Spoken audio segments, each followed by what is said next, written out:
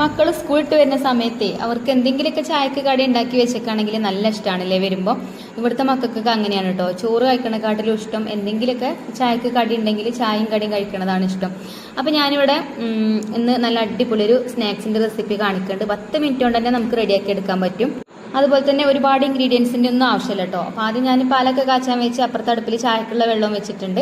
പിന്നെ ഇതാ ഞാനൊരു ബൗൾ എടുത്തിട്ട് അതിലേക്ക് ഒരു കപ്പോളം മൈദ ചേർത്ത് കൊടുത്തിട്ടുണ്ട്. ഞാൻ അളന്നിട്ടൊന്നും ഇല്ലെങ്കിലും എനിക്കറിയാം കേട്ടോ കണക്ക്. 1 കപ്പ് മൈദ ഉണ്ടാവുള്ളൂ. പിന്നെ അതിലേക്ക് കുറച്ച് ഉപ്പ് ഇട്ട് പിന്നെ നമ്മൾ ചപ്പാത്തിക്കൊക്കെ കുഴച്ചെടുക്കണ പോലെ കുറേശ്ശെ വെള്ളം ഒഴിച്ചിട്ട് ആ മാവ് കുഴച്ചെടുത്തിട്ടുണ്ട്. ഇനി ഇതൊന്ന് പരത്തിയെടുക്കണം. കുറച്ച് വലിയ വട്ടത്തിലാക്കിയിട്ടാട്ടോ ഞാൻ പരത്തിയെടുക്കണത്. മൈദക്ക് പകരം ഗോതമ്പ് പൊടി വേണമെങ്കിലും എടുക്കുക. ഗോതമ്പ് പൊടിയിലാവുമ്പോൾ കുറച്ച് ഹാർഡായിട്ടാവും കേട്ടോ ഈ ഒരു സ്നാക്സ് ഉണ്ടാവുക. നമ്മളെ മൈദ ചേർത്തിട്ടാവുമ്പോൾ കുറച്ച് നല്ല സോഫ്റ്റ് ആയിട്ടുള്ള നല്ല ഒരു മയത്തിൽ കിട്ടും. അപ്പോൾ ഇതാ ഞാനിവിടെ പരത്തി എടുത്തിട്ടുണ്ട്. ഇനി എൻ്റെ കയ്യിലൊരു കട്ടർ ഉണ്ട്. ഇതാ ഈ ഒരു കട്ടർ വെച്ചിട്ടാട്ടോ ഞാൻ അത് കട്ട് ചെയ്തെടുക്കുന്നത്. ഇതിൻ്റെ ഒരു ഭാഗം കട്ടറായിട്ടും യൂസ് ചെയ്യുക, ഒരു ഭാഗം നമുക്ക് സ്നാക്സ് ഉണ്ടാക്കാനും യൂസ് ചെയ്യാം കേട്ടോ. അപ്പോൾ നിങ്ങളുടെ കയ്യിൽ ഇങ്ങനത്തെ ഒന്നും ഇല്ലെങ്കിലും കുഴപ്പമൊന്നുമില്ല. ചെറിയ ബോട്ടിൽസിൻ്റെ അടപ്പോ അല്ലെങ്കിൽ ചെറിയ പ്ലേറ്റോ എന്തെങ്കിലുമൊക്കെ ഉണ്ടെങ്കിൽ അതുകൊണ്ട് കട്ട് ചെയ്തെടുത്താലും മതി.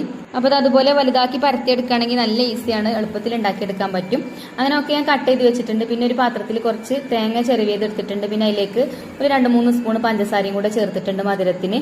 ഇനി ഏലക്കാപ്പൊടിയൊക്കെ വേണമെങ്കിൽ ചേർത്ത് കൊടുക്കട്ടോ. ഏലക്കാപ്പൊടിയോ അല്ലെങ്കിൽ നല്ല ജീരകം പൊടിച്ചതോ ഒക്കെ വേണമെങ്കിൽ ചേർക്കാം.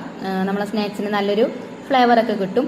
പിന്നെ ഈ ഒരു കട്ടറിൻ്റെ ഞാൻ പറഞ്ഞല്ലോ ഇപ്പുറത്തെ സൈഡിലേക്ക് വെച്ചിട്ട് പിന്നെ അതിൻ്റെ ഉള്ളിൽ ഫില്ലിംഗ് ഒന്ന് അരച്ചു കൊടുത്തിട്ട് ഒന്ന് പ്രസ് ചെയ്ത് കൊടുത്താൽ മതി. നമ്മൾ പൂവടയൊക്കെ ഉണ്ടാക്കുന്ന പോലെ തന്നെയാണ് കേട്ടോ.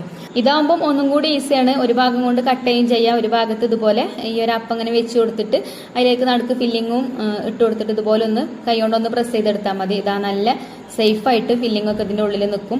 നമ്മളിത് ഫ്രൈ ചെയ്തെടുക്കുന്ന സമയത്ത് പുറത്ത് പോകുകയൊന്നും ചെയ്യൂല കേട്ടോ. നല്ലോണം ഒട്ടി നിൽക്കും. മറ്റേത് നമ്മൾ കൈ കൊണ്ട് ഇങ്ങനെ ചെറുതാക്കി ഒന്നിങ്ങനെ പ്രസ് ചെയ്ത് കൊടുക്കണം. കാണാനും നല്ല ഭംഗിയാണ് കേട്ടോ. അപ്പോൾ ഒക്കെ ഞാൻ റെഡിയാക്കി എടുത്തിട്ടുണ്ട്. ഇനി നമുക്കിത് എണ്ണയിലിട്ടിട്ട് ഫ്രൈ ചെയ്തെടുക്കാം.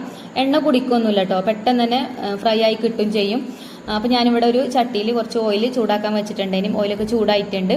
ഇനി ഇതാ നമ്മളെ സ്നാക്സ് ഞാൻ ഇതിലേക്ക് ഇട്ട് കൊടുക്കുന്നുണ്ട്. അപ്പോൾ പെട്ടെന്ന് തിരിച്ചിട്ട് കൊടുക്കണം കേട്ടോ. മൈദ ആയതുകൊണ്ട് തന്നെ പെട്ടെന്ന് തന്നെ കളറ് മാറി വരും. അപ്പോൾ കരിയൊന്നും ചെയ്യാതെ നല്ല രീതിയിൽ തന്നെ നമുക്കിത് ഫ്രൈ ചെയ്തെടുക്കാം. ഇതിപ്പോൾ ആയിട്ടുണ്ട് കേട്ടോ. ഇനിയിപ്പോൾ ഇതിൻ്റെ ഉള്ളിൽ നിങ്ങൾക്ക് ഫില്ലിങ് മധുരമുള്ള ഫില്ലിങ് ചേർക്കണത് ഇഷ്ടമില്ലെങ്കിൽ സ്പൈസി ആയിട്ടുള്ള ഫില്ലിംഗ് ആണ് വേണ്ടതെന്നുണ്ടെങ്കിൽ അങ്ങനെ ഉണ്ടാക്കട്ടോ. അപ്പോൾ ഇതാ നമ്മൾ സ്നാക്സ് ഇവിടെ റെഡി ആയിട്ടുണ്ട്. ഫസ്റ്റത്തെ ട്രിപ്പ് റെഡി ആയിട്ടുണ്ട് കേട്ടോ. അതിന് ബാക്കിയുള്ളതൊക്കെ അതേപോലെ തന്നെ ഞാൻ ഫ്രൈ ചെയ്തെടുത്തിട്ടുണ്ട്. അപ്പോൾ ഇതാ കണ്ടില്ലേ, കാണുമ്പോൾ തന്നെ നല്ല ഭംഗിയാണ്, നമുക്ക് കഴിക്കാനും തോന്നും. ഞാൻ നേരത്തെ പറഞ്ഞ പോലെ തന്നെ നല്ല സോഫ്റ്റും ആണ് കേട്ടോ. അപ്പോൾ മക്കൾ സ്കൂളിട്ട് വരുന്ന സമയത്തൊക്കെ പെട്ടെന്ന് ഉണ്ടാക്കാൻ പറ്റിയിട്ടുള്ള ഒരു റെസിപ്പിയാണ്. എന്തായാലും ട്രൈ ചെയ്ത് നോക്കുക. താങ്ക്